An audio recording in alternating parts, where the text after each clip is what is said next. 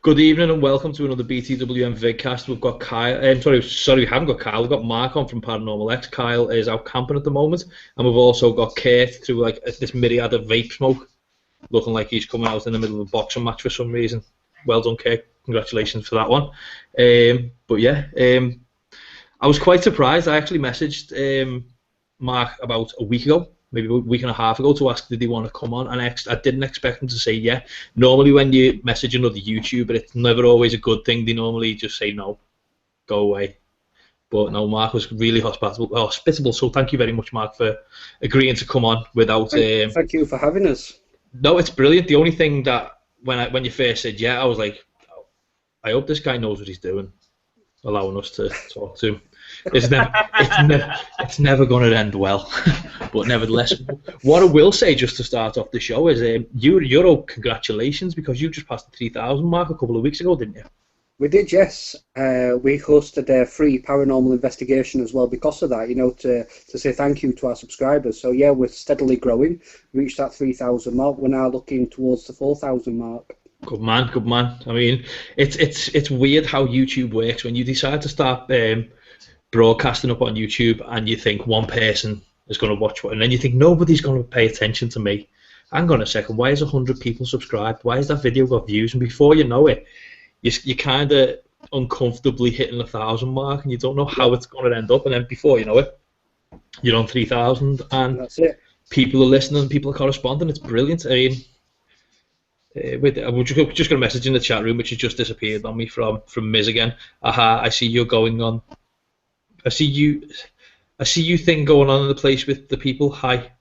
Wow. That was more cryptic. That was creepy, dude. That's very creepy. That sounds very what was the machine they used in Germany that the French got a hold of to bust out the German the Enigma machine. The Enigma machine. Dude, because I was watching a show on that the other night and I'm going, wow, man, that's pretty cool, and they finally got it out, and then the Brits got it, especially for the naval. Yeah, thank God the Brits got it, because if you guys had got it, you'd have still been cracking it now. No, we would have sold it already to you. We were already mass marketed it, sold it to China, and then it would have been sent out to somebody else, Poor China. Good evening, Miz, anyway. A regular viewer, to be fair, and yeah, I don't understand your message, so if you want to break it down to more smaller syllables for me, I'm from Liverpool, you need to work that out. I sometimes don't understand big words like see and that and you. But yeah, nevertheless, as I said, Mark, congratulations, and you did have an investigation linked to your competition with regards to the 3,000 subscribers, where you grabbed two members of the public and dragged them out with you. How did that pan out for you? It went really well. We went to a place called Hoobastand, which is just on the outskirts of Rotherham. It's a place where I've investigated hundreds of times over the years, and the place never seems to fail to deliver, in the sense of the paranormal. It's a very mysterious place. Sometimes you go and all hell seems to break loose. Other times you go and it seems to be a little bit more quiet, but nevertheless, you always seem to come away with something, and we certainly came away with a lot that night. And the two guys that came with us, Desney and Paul, I don't know if they're watching this show right now. I have obviously shared the link out onto our page, so if you are, hi guys. But they thoroughly enjoyed the night, and it was the first ever paranormal investigation that they did, and I think they ended up coming away with a lot more than what they expected themselves. It was a fantastic night. Yeah, I mean, I've seen the video. I've seen how it started off. It was you and you and Kyle are in the car, and you're driving up and talking away, and then you say, "Well, we're going to go and pick them up." Yep. And then the gentleman in the centre, what was his name? Sorry. That's Paul. Paul. Yeah. He was very confident when you first started talking to him. And for people who are listening, guys, you need to go on the YouTube channel and watch it, because he's very confident. You can see in his face he's very collective, and then the next minute his face just changes as if to say, "Yep. Oh no, what have I done?" Yep. Uh-oh. I love it. We've had people come out with us in the past when we've gone out on investigation, and it's been perfectly fine, and then all of a sudden the person sort of changes and goes quiet, and you're like, "What's wrong?" Yeah. And the reality kicks in that they're in the middle of a dark building on their own. You're like, "Don't worry about it." Yeah. What's the worst that could happen? What is the worst that could happen? Yeah. Mark, how big is your team, by the way, and how old is your team? Well, Not your age. I'm not looking at your age. I'm saying in general. The team, Paranormal-X. Paranormal-X was actually set up by me in September of last year. So we're coming up to maybe 10 months Cool. since Paranormal-X was set up. The team originally started out with 3 of us. We then expanded to 4, and we've now dropped back down to 2. And as it stands right now, it is just me and Kyle. But you know, if I could, this is going to sound horrible, so if my team are listening to me, sorry, I don't mean this to sound horrible, but when we started for what we were doing, when I used to have a team here in Liverpool, there was 2 of us, and because when there's 2 people, the logistics changes. Sometimes when you have a larger team, you need to find a place that caters for the larger team. There's more logistics, there's more move this person there, watch that person there, make sure that person's doing okay. Is this person, you know, it's just basically all the politenesses of making sure everything's running. When there's 2 of you, it's like you get in the car and go. Simple as that. And that I love that type of investigating. I love the fact that you can just get in a car, say, do you want to go here? Just go. You're done. Don't get me wrong, it can be very difficult when it is just the 2 of you. You know, if you've got bags and bags of equipment and multiple cameras, it can be very hard work. But in the same breath, as you say, you know, you just get and go. Yeah, I missed that. I missed that. It was one of the best types. But nevertheless, I mean, if you've got a team that's gone from a large amount back down to a small amount, and you've catered the equipment for a large amount of people, and then you shrink down to a couple of people, that must have bit you on the backside. But nevertheless, I mean, more equipment, it's better to have more than not enough. And especially when you look at some of the equipment that you guys have got as well. I mean, I know you're a relatively new team as well, which, I mean, we've been doing the VidCast for over a year. We've been doing the radio for 3, collectively between me and Kurt done more than me. And as a team, I ran from 2012. And I've just about accumulated the same amount of stuff that you've already got. You've done really well with all the equipment that you've got. But I've personally been in the paranormal industry for about 10, 11 years myself. I am a full-time working psychic medium clairvoyant. That is what I do for a living. That is my day job. Yeah. Obviously, the Paranormal-X really is just an extension, if you like, of my work as a psychic, you know. But in answer to Kurt's question as well, over the years of me working in this industry, I have worked with numerous other paranormal groups. I have been lead psychic medium for other groups, and it's lovely being a part of other groups, but I've always wanted my own, and hence I woke up one morning last year, October, September time, and I thought, you know what, I want my own team, and I made it happen. And since that, the team has just grown and grown and grown, and we're just going from strength to strength. It's just unbelievable. No, that's brilliant. Again, we have a good friend of the show, Carl Hassel, runs a team called Dark Arts Paranormal, and he does much the same as what you guys do. He will film what he does and he'll put it straight up onto YouTube. And as a guy goes, when we first spoke to him, he was very prim, proper, polite, very nice guy. Yeah. When you've known him as long as we've known him, he turns into a big child with what he does, and he's hilarious. And as he is the type of person, he's exactly you. He is the person who woke up one morning and said, I'm going to give it a go, and then just give it a go. There's no worrying about how he's going to do it, worrying about what he has to say. He just done it. And I mean, I've got massive props for people who do that. I mean, that's the way it should be. If you want to do something, you just do it. But to follow what you're saying, though, sometimes you get the best results from the people that do that than you do the people that are so methodical that, you know, that they plan this, they plan that, they plan this, they plan that.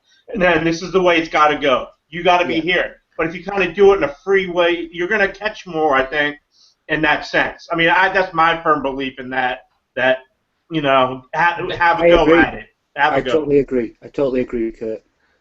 But in saying that, now, I mean, you, as we were saying a little bit earlier, with you guys, you've got a lot of equipment, especially considering what I've seen through the channel and through your videos that you've put out. You've got quite a lot of equipment. Now, what would you class as the kit that you would take all the time? The kit that I would take all the time. That's quite a difficult one because I love all the equipment because it's all got its own pros and cons. But yes. if I were limited to say just a few bits, or the best bits, so to speak, it would have to be the spirit box, without a doubt. Mm-hmm. I'd definitely take a spirit box. I would take the REM pod, and possibly the SLS camera. Yeah. SLS it's a really good piece of equipment. The SLS, I've ran 2 out on investigation. I've ran them off grid in an old abandoned asylum in Wales a few times. And when I first seen that piece of equipment, I don't know what your opinion was but when I first seen it, I thought, well, this is one. It looks like it's just a gimmicky toy. And Which one? The SLS X cam. Okay.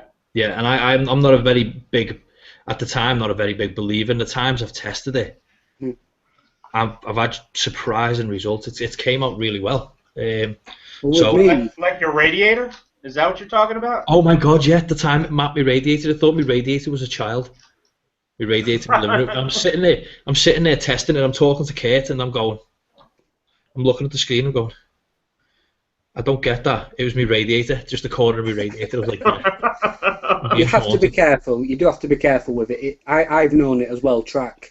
Or try to track in stools, chairs, table legs, sometimes, door frames. Sometimes it will track, something that isn't genuinely there.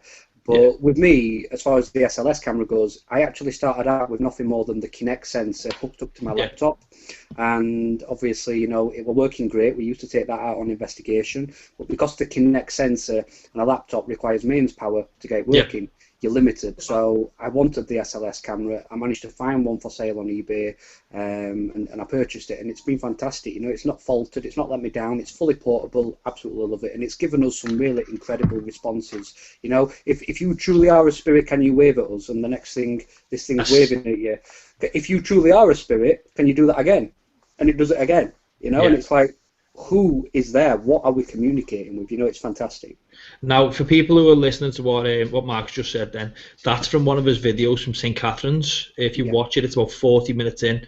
You'll actually see it wave its hand, the frame of something was waving its hand in a doorway. Now, I've seen, as I said in the past, or as I've said numerous times on the show, I've seen the SLS-X cam map things that it shouldn't map because it's told that it's programmed to map a human frame. If you put a box in front of it with a ball on top, it will believe it's a human.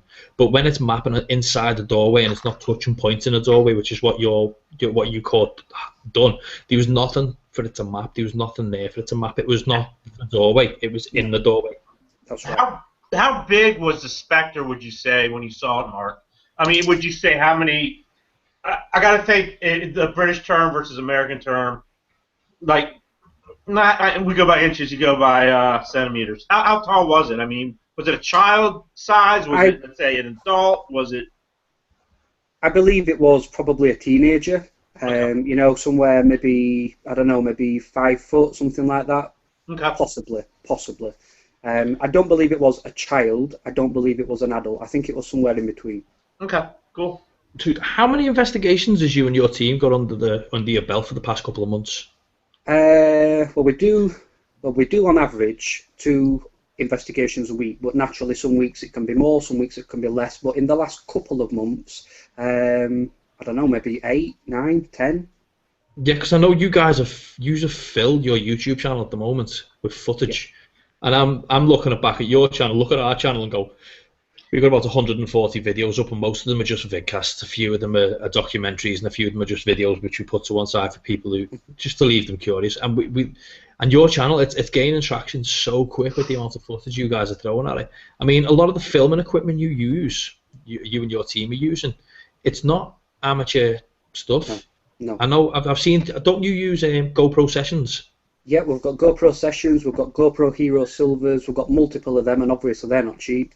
We've got, in the room that I'm in right now, obviously you guys will not see it, but I've got a huge Sony, it's a HXR MC2500 shoulder cam, a broadcast cam. We use that for the interview, so it looks professional. We've got all the night vision Sony handycams.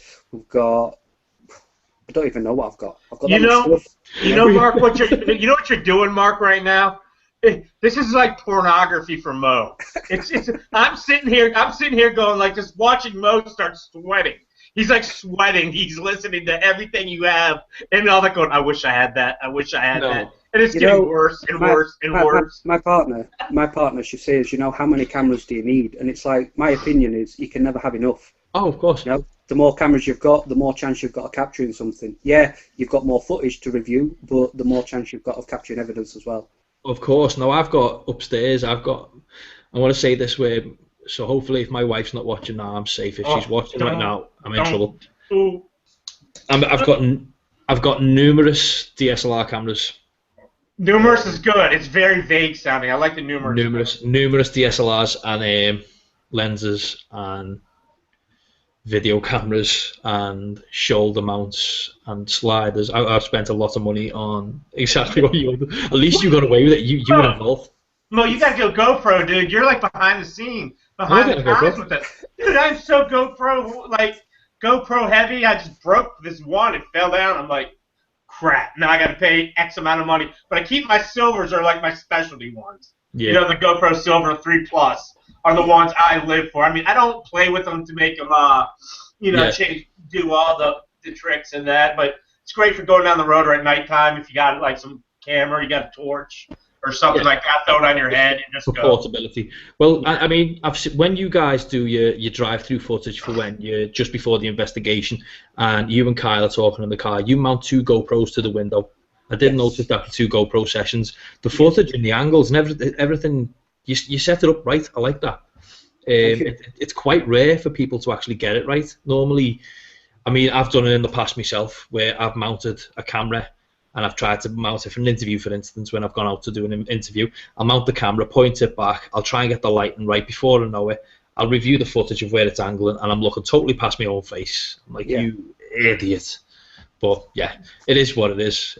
What is your favourite piece of equipment? And you cannot mention the piece of equipment that you've just built, because I know you built a piece of equipment not so long ago.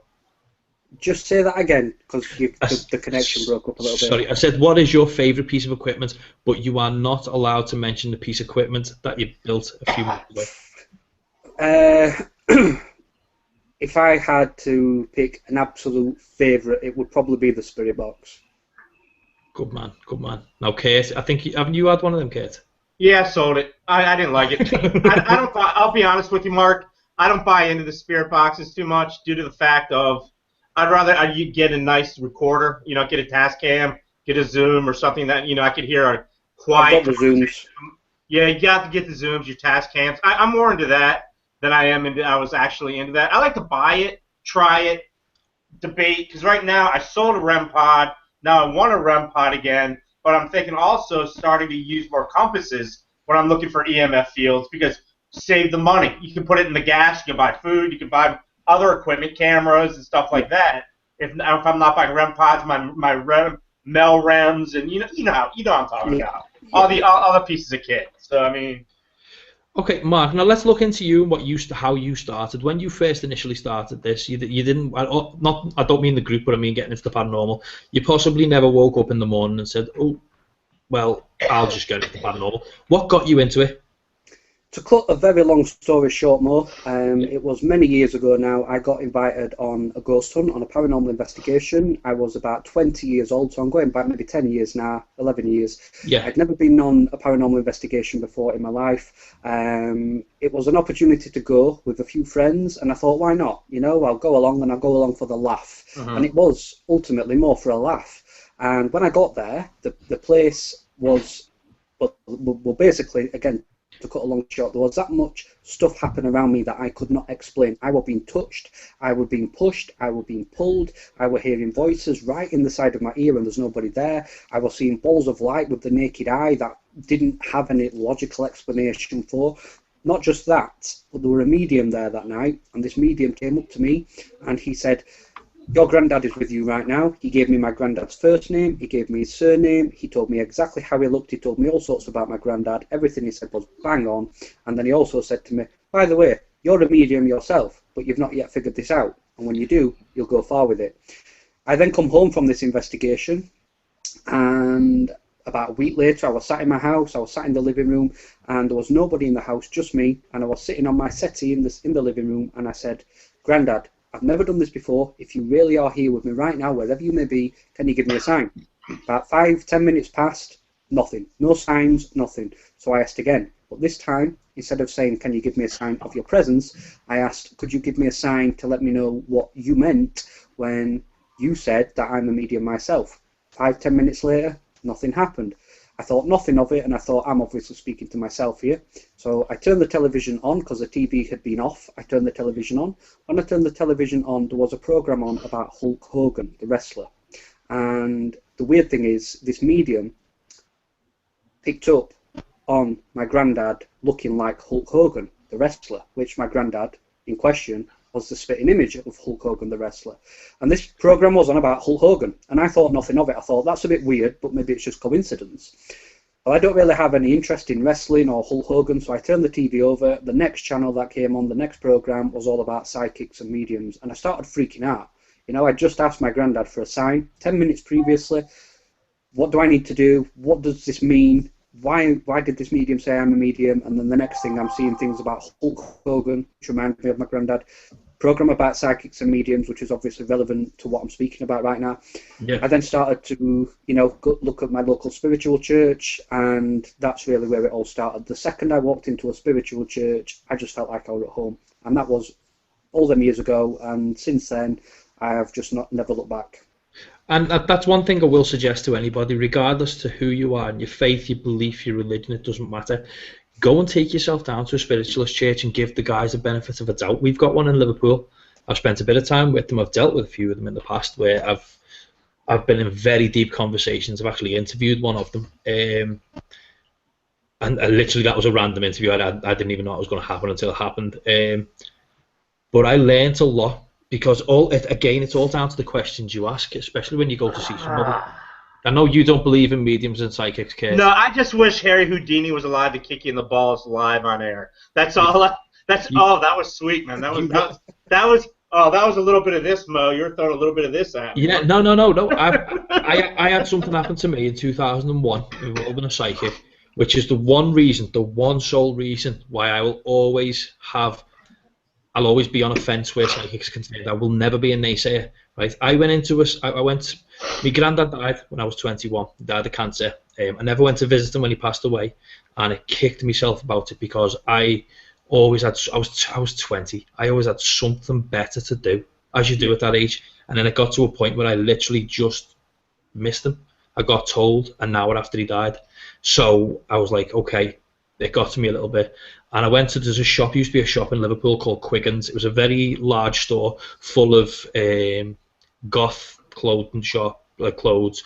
It had loads of music shops. It was just basically like a alternative teen shop, but it was huge. And on the top floor there was a cafe, like a restaurant cafe, and next to it was a medium in a shop basically. And I walked past and she's standing there. She's smoking by the door. And I led on to her. I said hello to her like you would. And as I walked past, I went, do you know what? Can I just ask you a question? Simple as, can I just ask you a question? And she went, you don't need to worry. Your granddad's not angry with you. He understands. And whoa, dude, that's pretty heavy. I've got witnesses to it, and I burst out crying in the middle of the shop. I didn't know what to do. I went and turned into a sack of spuds. And then she took me in and she said, listen, this is what happened. This is what happens. And she explained pretty much everything. She took about a good hour to talk to me and refused payment at the end of it. She said, you just needed to hear that. Have you actually been back to her? I mean, I know you'd have to pay if you had a return, but I know you don't do that. The shop shut. Have you ever swung by just to say hello and the shop, shoot the breeze? The entire shop where she's from is shut. The entire Quiggins shut down, and she went somewhere else. Now I can find out who she is. That wouldn't be a problem. That'd be a fun one to talk to. She was in her 60s then, so I don't know whether she would still be prepared to talk. But I've spoke to a lot of mediums we've spoke to a lot of mediums, me and Kate, who would say the mediums, but they're dodgy. I'll be honest, some of them are real dodgy. I'll leave you to that one, Kate. But we spoke to a lot where at the end of it, I've gone, my God, they've pulled some stuff out there from nowhere.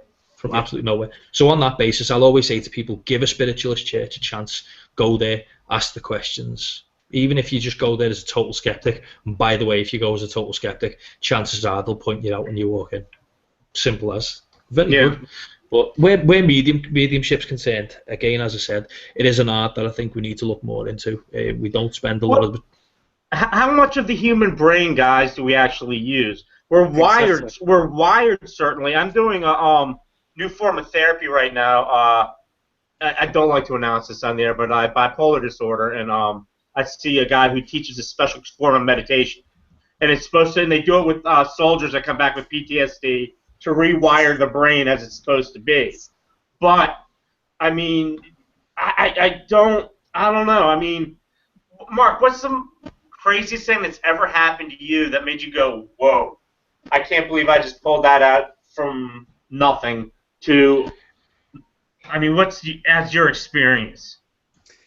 I could give you hundreds of examples to answer that. Okay. I'm going to give one example.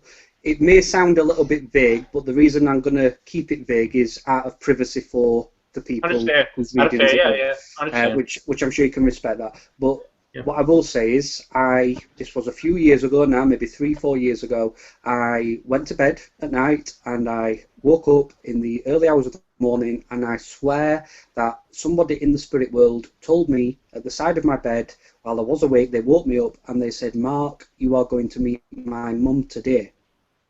And I didn't know if I was sleeping, I didn't know if I was dreaming, I didn't know what the hell was happening, but I accepted it was probably a message from spirit, from a young man in the spirit world. "Mark, you are going to meet my mum today." Well, anyway, I ended up waking up at about 6:15 that particular morning, so 2-3 hours later, I'd woke up. When I woke up, I was actually a little bit upset. I was very emotional. My partner's obviously laid in bed next to me, and she says, "What's the matter with you? Why have you woke up almost crying?" And I said, "You know, I've had this dream that a gent in the spirit world has come to me. He's told me how he died, and he's told me that I'm going to meet his mum today." Well, the weird thing is, my partner turned around and said, "Are you joking?" And I said, "No, why?" And she says, "Because I've also had a dream that she has also heard the same man in the bedroom at the same time." So me and her had the same dream, which is a bit weird in itself. But anyway, about 3 hours later, this is now about 9 o'clock in the morning,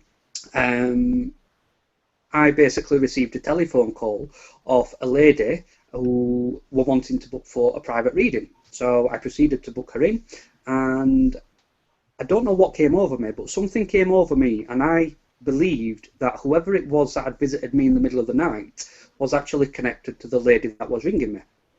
So on the telephone, bear in mind I've never met this woman before in my life, on the telephone I said, "You have a son in the spirit world?" And she says, "Yeah, how do you know that?" I says, "Because I believe that he has visited me in the middle of the night and told me that I'm going to meet his mum today, and I think you are his mum." Well, anyway, we'd actually booked the private reading to happen 3-4 days later, but because of the circumstances, I actually agreed to go down there and then. You know, strike while the iron's hot, so to speak. While all this is fresh in my mind, go straight down. So I went straight down. About 9:30, 9:45 in the morning, I arrived at this lady's house, and basically there were things that came through about her son. I'll keep it short, but her son basically passed away in the military. He passed away, I believe, in either Afghanistan or Iraq. I forget which, but it was obviously, you know, in recent times. And there was things that I told her that only the military and her knew. And I actually thought at points within this reading that I was giving this lady new or fresh information about her son's passing. But unbeknown to me, she already knew, but she didn't know how I knew. Yeah. You know, and it was to do with how he passed and how it was portrayed of how he passed. And I'm giving this lady what I believed was new information about his passing. And at the end of the reading, she says, "Mark, you know, everything you've told me, I already know. But there's no way on this earth that you could know, because this is private stuff. Yes, you could have quite easily gone on the internet and researched about my son. You know, you've only got to type in a soldier's name on the internet and you can get information about them. The things that I told her are not even on the internet. They are things that happened in a court with one of the army marshals and her and a court marshal. And to cut a long story short, there were things that I even spoke about that in itself that she couldn't understand how I knew. But that's just one example. I could give you hundreds. You know, there are times. I'll just give another one very quickly. This was only about 3, maybe 4 months ago. I went to a place called Doncaster, which is a town in the United Kingdom, and there were a group of 6 women there that booked me for private readings. I went out, I did the 6 private readings, and everything was fine. And the last lady that I saw, her dad had passed away, and he came through in her reading, and he really took over the reading, and it was him that was doing all the talking, all the messages. Well, right at the end of the session, I said to the lady, I hope that was all right. I hope you can take something from it. Thank you very much for letting me speak to you. Please don't thank me. Thank your dad, as I always do. And she says, can I ask you a question, Mark? And I said, yeah, by all means. And she says, everything that you've said is bang on. I have no reason to disbelieve. I have no reason to say I don't think that was my dad. I accept it was my dad. But could you tell me his name? And I said to her, I don't like being put on the spot. I don't like being tested, but you've asked a question and I will try and answer it. So I'm sat there after spending half an hour chatting to this spirit, to her dad, and I said, come on, give me a name. You've gave me everything else. You've done a fantastic job. Just give me a name. And I sat there and all I kept hearing was Flick. F-L-I-C-K, Flick. And I said to him, in my mind, stop messing about. I want your name. Your daughter wants your name. Give me a name. I heard it again, Flick. I said to this lady, I says, you've asked for a name. I am getting some information, but I don't believe it's a name. And she said, you're getting. And I said, all I keep hearing is Flick. I says, but to me, that's not a name. Well, she says, his name was Chris. However, everybody called him Flick. She showed me a picture of her father's headstone, and even on the headstone, it said Flick. Was it just a nickname, basically, or? Yeah. It was a nickname, Flick. Flick, F-L-I-C-K, Flick. And she said to me, if you'd have said Chris, I'd have been pretty impressed. But because you said Flick, that is just totally like beyond the realms of science and understanding. How the hell you could have got that, I don't know. And I honestly didn't think it was a name, because Flick, to me, isn't a name. It's just a word. But that's another example, and I think I freaked myself out there as well. You know, it's like, oh my God, how do I actually do this?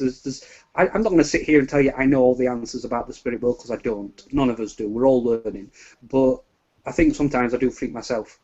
Of course, of course. Does it ever negatively affect you with what you do? It used to do in the early days. Now, not so much. I'm not going to say no, it doesn't, because yes, it still does, depending on what it is, whether it's a bad spirit, a good spirit, or I've been drained or whatever. But I now just accept it more. I just accept it. I don't question it. I don't argue with it. I just accept it. Mark, are you a religious person, or are you more into the spiritual realm of things, or are you pretty much you just do what you do, it just comes to you naturally kind of deal, aside from religion and spirituality and all that? As far as religion goes, I am a Christian. Now, Christianity says this work is forbidden. You know, the Bible is forbidden. You're working for the devil, blah, blah, blah. That's fair enough, you know, but I consider myself to be a Christian. I believe in God. I believe in Jesus. But I don't go to church every Sunday. I don't follow Christianity the way that I should. I shouldn't even be doing the work if I was a true Christian, but I still consider myself to be a Christian. So I don't get too wrapped up in the religious side of it. I do focus more on the spiritual side, and really just, like I've said already, I just accept it. I don't question it anymore. I just go with it, and if I've got a message, I deliver that message, and it's almost like I just feel compelled to do this now. You know, this is what I do for a living. I would love to go to a neurologist. Have you hooked up and have Mo hooked up, you know, wired up? Because I've had to do sleep studies and stuff like that for insomnia. Just to see what part of the brains are kicking off in your head, Mark, and what part in Mo's. Just to see the difference of the two, actually. Yeah. I don't think a lot would be in Mo's, but I think more would be in yours. I was waiting for that. No, you knew that was coming. You gave it to me. It was a gift. I'll take that as a gift.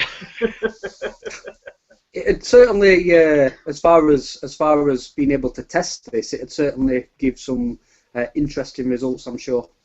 Yeah, of course. I don't think it's as much testing. I think it's to just see a little bit deeper into what part of the brain would trigger for what you do. I think that is actually a really fascinating thing. And secondly, Kate, if I ever got wired to one of their machines, they'd probably think of flatlined.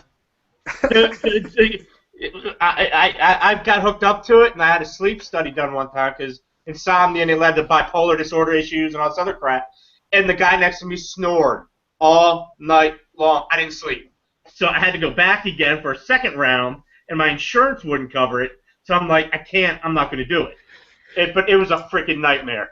Dude, being hooked up, and they wake you up every certain amount of hours, and then, you know, to do a readout and stuff like that. But I would love to see what heats up in the brain of you, Mark, versus Mo, being asked the same questions, being put in the same state of not quite REM, but a little bit above REM, and see what kind of kicks off in both your brains. Because I think that would be just the most interesting thing. And then bring another psychic in or somebody who is a medium and do the same thing. And use Mo as, keep Mo there too. And just kind of use all three of you to see what parts of the brain are receiving anything and what parts are not. I mean, it's just an idea, but it would be interesting. You said it yourself, Kurt. How much of the human brain do we use? What, 10% they say? Is that the latest? Or? Something like that. Which leaves, if it is 10%, let's just say it is 10% for the sake of argument. What's the other 90% doing? It's gray. It's a gray area, though. I don't think we'll ever know that. And do you know what? Just on the grounds that we don't know that, I'm happy not knowing, because your capabilities. I mean, it gives you a diverse capability, as you know, with Mark, medium, me. I haven't got a clue what I can do. I think I just sit here. But just to point out to you guys, by the way, I've got a few questions appeared in the chat room a little earlier, so I'm apologies to people in the chat room. I'm not ignoring you. I just get enthralled in conversation. Yeah, we're good at ignoring people. It's like if we don't like the question, we refuse to answer. So the question's got to be good for our guests. So if not. I'm just going to turn the questions off in the chat because I don't care. No, I'm only messing them up. The question that came through, the first question was from I love this. Mizuno Kage has put in the chat room, do you think cats can see ghosts? Are you asking me? Hell yeah. It's all on you. I believe animals can sense spirit, yes. Cats, dogs, horses, rabbits, anything with a heartbeat has the ability to pick up on psychic ability, spiritual energy. Without a shadow of a doubt, yes, I do. Okay, but do you think at the same time, because the show Ghost Hunters Taps did that, they brought a dog in that they use also Ghost Adventures. I mean, there's a part of me that's saying if you're going to put an animal in a situation like that and it scares the animal, that's kind of animal cruelty in its own way. I mean, let's say you live but let's say you live in a house that is active, and my cat's running around doing walls, and people are wondering why I got a thumb bone in my top drawer. No, I didn't say that out loud, did I? Hopefully it's 1,000 years old or older. But it's still sitting in there. One day I'll break it out for everybody to see. And then if the cops kick the door down, it's been real. But to be honest with you, though, I mean, I look at that as almost, in a sense, animal cruelty, in a sense. If you bring an animal into that situation that's not trained enough, because you do get these groups that watch TV. They have these grand ideas that they're using on TV, do it themselves, and they're scaring the hell out of these animals.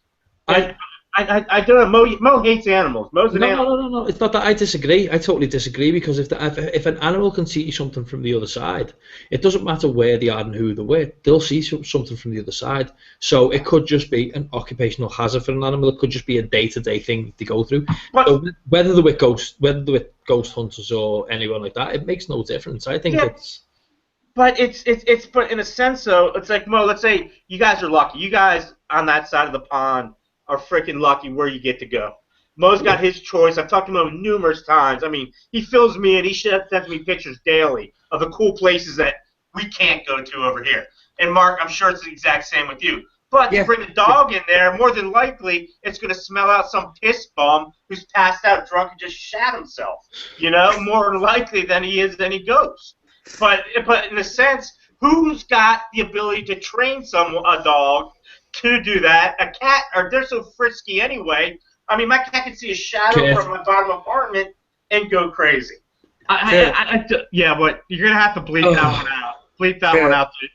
Kurt, in my opinion, I think the key word that you used there was train. How do you train these animals? I don't believe this is something that can be taught. I believe it is something that we can all do. People often say to me, how long have you had this gift? I don't consider it a gift. I consider it an ability. I've got ability, you've got ability, Mo's got ability, the people listening to this have got ability, we've all got ability. It's whether you want to use it. And animals are no different. Animals have ability just like we do. They have their own free will to decide to get up, to go for a dump. They have their own free will to decide to get up and go for something to eat. They have the choice, they have the ability. And I think it's rather than training, I think it's more if the animal's just susceptible to it. Yeah, I agree with you on that one. I just think that Kurt went on an absolute wild tangent because he wanted to talk about. I do He that. just wanted to talk I about do that bums. sometimes. Let's talk about piss bombs. Mo, how many times have you told me you've been in an investigation? There's some guy who's pissed out of his mind Yeah, who wants yeah. to come along with you. That's a piss bomb. You're We- not the piss bums or the piss bum in the corner who's passed out and soiled himself. Here's one for you, Mark. In the middle of Wales, there's an old abandoned lunatic asylum, they'll call it. I just call it an old hospital. I don't know if you're aware of it. Begins with D. Uh, I'm not testing you, but I just think we didn't exactly have permission to be there. We'll call it. Oh, I thought at first I knew okay. I thought it was a test, but Whilst we were in there, we were filming, and then the next minute we hear a noise in the corner. We turn our cameras around, and there's a guy walking towards us like a zombie. Oh my god! He was just a drunk fella, and me, camera tripod. I put the camera tripod to the floor and went, mate, you better stop walking. I'm warning you to stop walking now. And he went, whoa, I didn't see you there. Total darkness. I was like, dude, wow. you're nuts. So yeah, that's what care means. It's an occupational hazard of being naive. That's a piss bomb.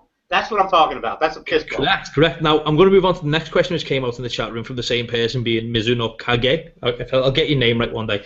Have you ever been somewhere alone at night investigating and just got that feeling that something wanted you dead and to get the F out? Yes, that happens quite a lot. Whether it's me spiritually picking up on that, feeling that there's somebody there, feeling that there's somebody wanting me dead, or sometimes hearing it through the spirit box, Mark, kill Mark, or capturing EVPs saying, hurt Mark. I do believe that I have actually seen the devil only once in all the years that I've done this. Once I believe I've seen the devil, and if anybody's wondering what the hell that's all about, go and check out Paranormal-X on YouTube and search for the St. Mary's Devil's Graveyard investigation, and you will see exactly why I believe I've seen the devil. Obviously, seeing something like that does sometimes make you want to get the hell out. Yes, I'm not going to sit here and say, I've never been afraid. Sometimes my backside goes like that. That's because you are human. It's because, exactly, it's just a human reaction to feel fear, but it's learning to control that fear. It's like tonight. Tonight at midnight, I am actually going to, when this live stream's finished, I'm off out to do a lone vigil in the most notoriously haunted woods around this area, and I'm going to be doing a live Facebook stream.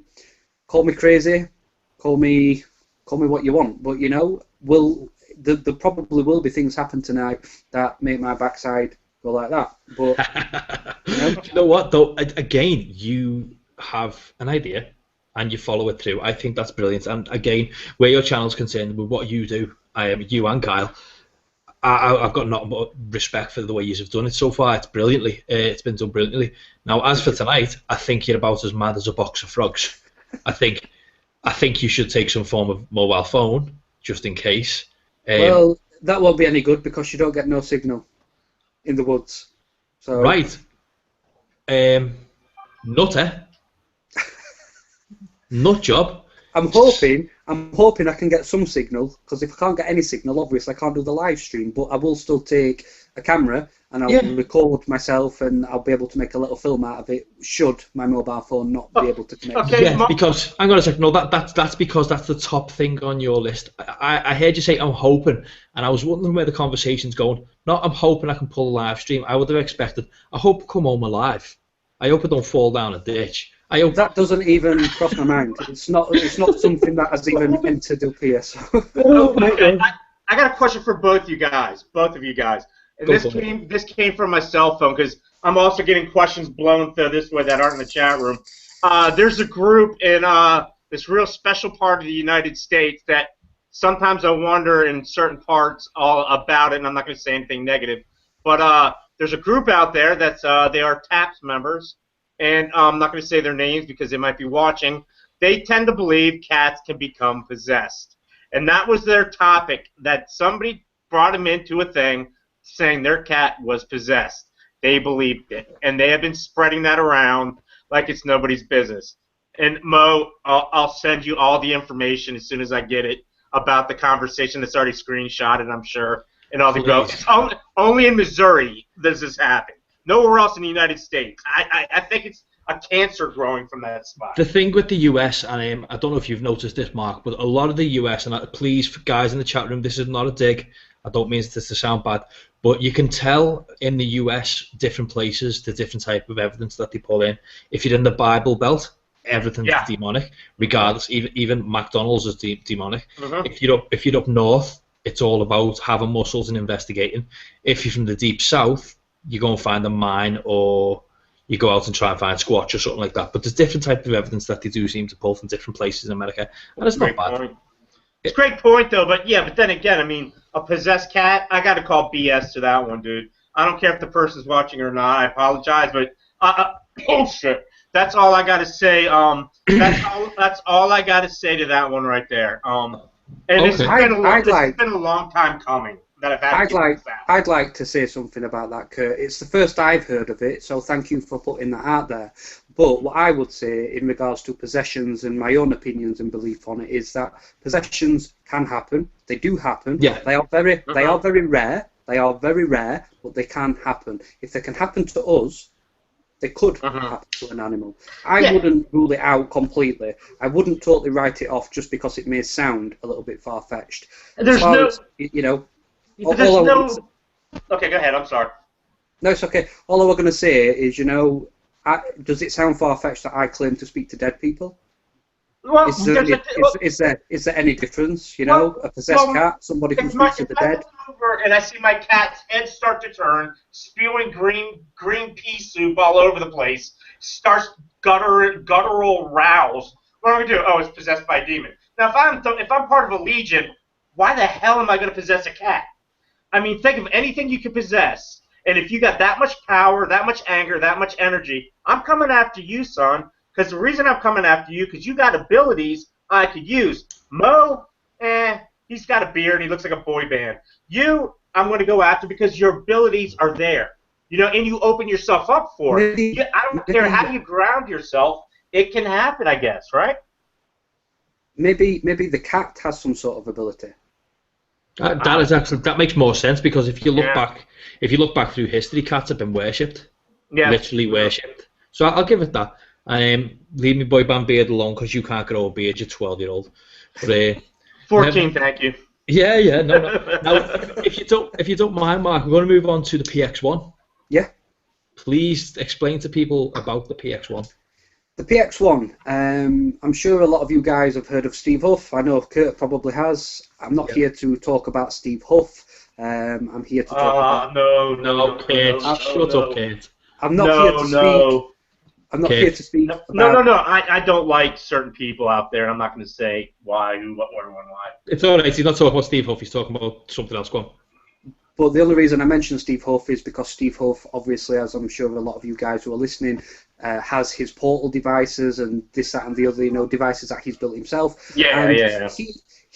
It was actually him that inspired me to build my own little portal device, which, I'll be honest with you, is not actually that much different to his portal device. The only difference between my portal and his portal is the amp. Other than that, every other part of the PX1 is the exact same as what Steve Huff uses in his portal. Is that the same? Is that similar, Mark, to what they're using on Paranormal Lockdown with Nick Roth and Katrina the girl? Okay, that's pretty cool. That's actually really cool piece of equipment. I mean, it beats a spirit box. It gives me a headache, even if it's a dual, bandwidth one. That just gives me a headache when I watch it on TV. But it's kind of cool in a sense. It's got a whole different feel to it. Than what I can do with the PX1 is I can eliminate radio noise. I can cancel out as much radio noise as I want. I can leave as much radio noise in as I want. I can also add echoes and reverbs, which there's no guarantee that that's going to help spirit. It's just a theory that by using echoes and reverbs could maybe amplify or help the spirits. It's not scientific fact, it's just theory. It's just an experimental ITC device, just like the spirit box, just like the Oculus, just like any other form of, ITC. It's just an experimental device, but what I will say is when I have used it, it has given us some, in my own opinion, some incredible responses. And if you want to check them out, head over to YouTube, search for Paranormal-X and watch our 30 East Drive, the UK's Most Haunted Homes, Episode 1. About halfway through that particular film, you'll see the PX1 in action, and you will see the clarity, the clear, direct, and intelligent responses that we get to our questions is just phenomenal. I'm glad. Go ahead. I'm sorry, Mo. I'm glad you've actually taken it, that you've had a go at doing it. I really am, because the thing now, as you said yourself a little bit earlier, you said you're not talking about Steve Huff, you're talking about what he's developed. As a piece of equipment goes, I think he really done a good thing. You give everybody a basis of something to do. Now, on the video where you describe how you knocked it all together, you were saying it does have features, like, for instance, the one you've got has a delay, it has an audio in, it has an audio out, and it's the little things that obviously the amplifiers added for you to be able to do more with it, even going as far as using inductive pickup mics if you wanted to. And I think it's a really smart piece of equipment, and of all the pieces of equipment that are out on the market that anybody can mass produce or anybody can have a go at, and anyone can build, it's the one piece of equipment that I think, if I had the time, the logistical time, to build it, I definitely would. I definitely 100% would. But one thing, Mo, about you, though, that's different, and I agree with Mark, probably is similar too, is you guys aren't building for profit. It's not like you're digital dowsing or, you know, whatever. And you do it for your own investigative purposes. You don't do it to mass sell it like the Ghost Arc and other pieces of kit out there that people are buying in large numbers. That I think you're going to probably get more of a you're going to get more information out of it, I think, because once things become mass-produced, you got to ship it to this place or this factory, and then it all then specs change, and then it all starts falling apart, and people buy it and want their money back. I mean, that's what's been going on with some of the kit out there these days. The amount of people that have messaged me in regards to that particular video, Mo, you know, where do I buy the equipment from? What's the best sort of leads to use for hooking up? I've just told them what I've got. You know, I've not said you know, buy the equipment from me. Let me sell you.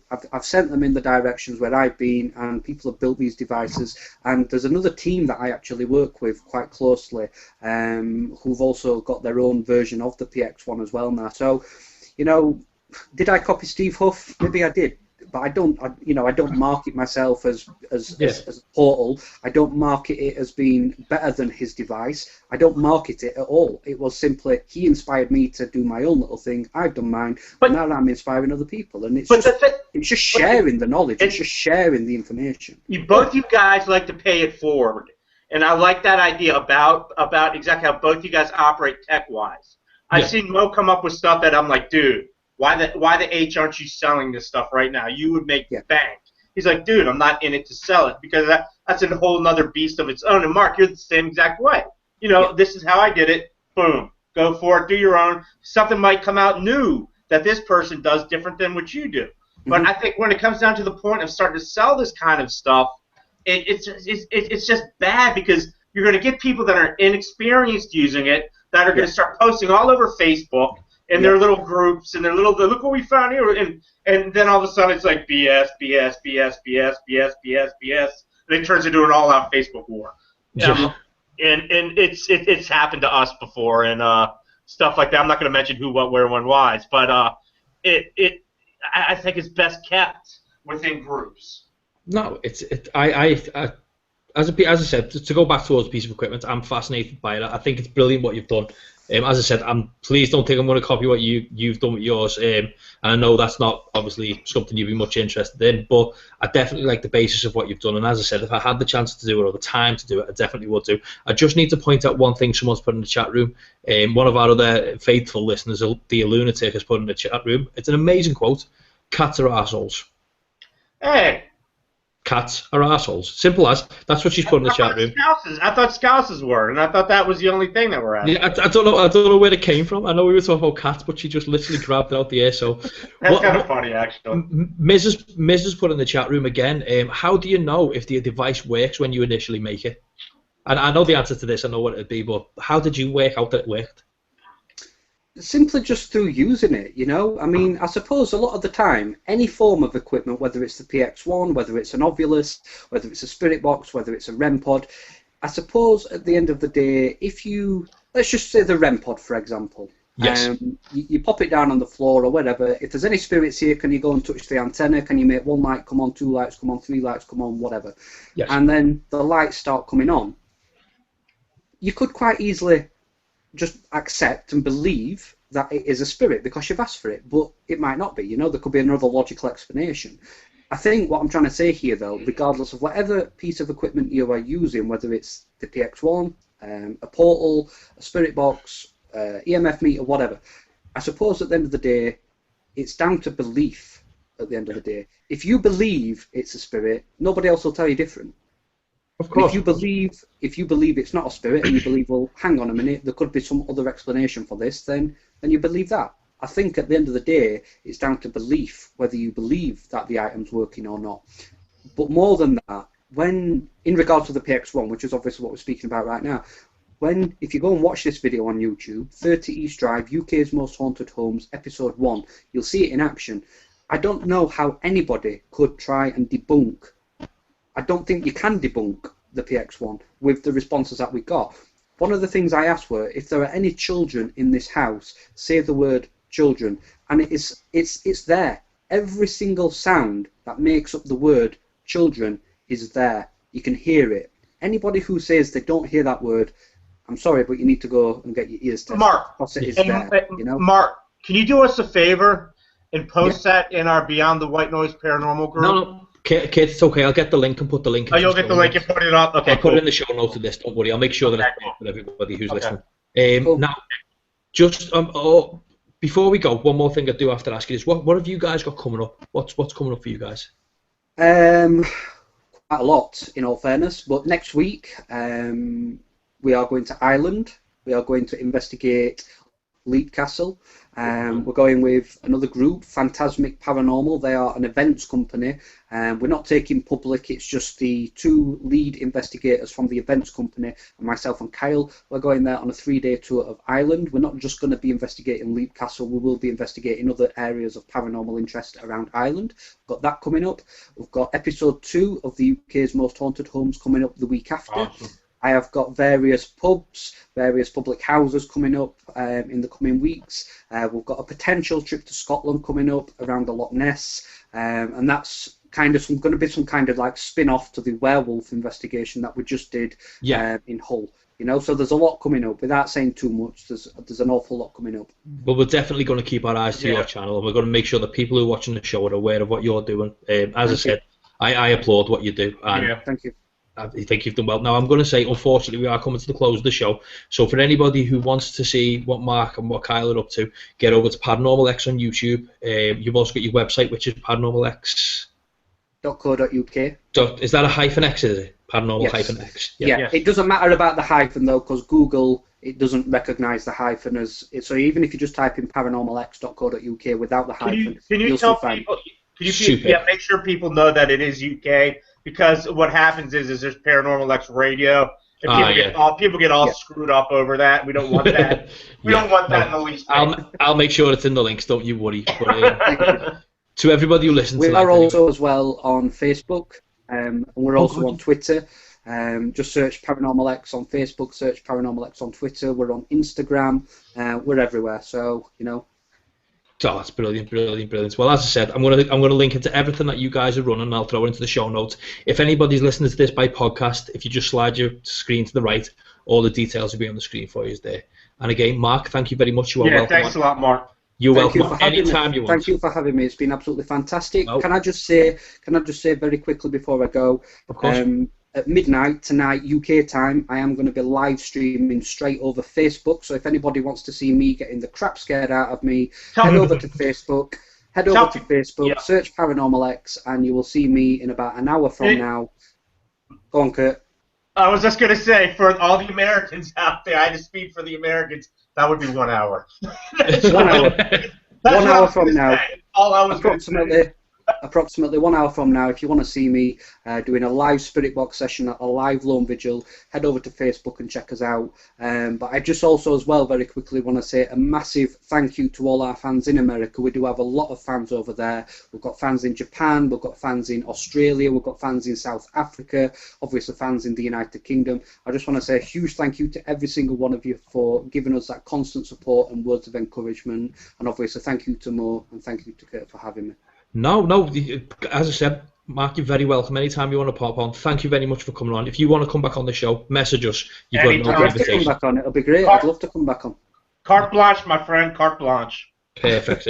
Nevertheless, and for everybody else who's listening, guys, have a great evening. Get over to the live stream. Give it an hour. Get over there and do us a favour. Unfortunately, I'll be in bed, but somebody who's in the chat, have a little listen. Have a little view of it. Phone me up and tell me what happened. iTunes. Tell them about iTunes, Mo, before we head out. We got to tell them about we are on iTunes. Oh, yeah, people know. We're on podcast, so the podcast will be up from tomorrow evening. So if anybody wants to listen to this, it'll be on podcast. So enjoy, guys, and good night. See you. Have a great. Sorry, Mark, you want to say something then? I was just going to say good night. Good night, everyone. Hasn't he got such a charming voice? I like that. He is. He's very gentlemanlike. Mo and I are a bunch of like sewer rats. So he's all gentlemanlike, and we are sewer rats, and we are live right now still. That's what's even better about this.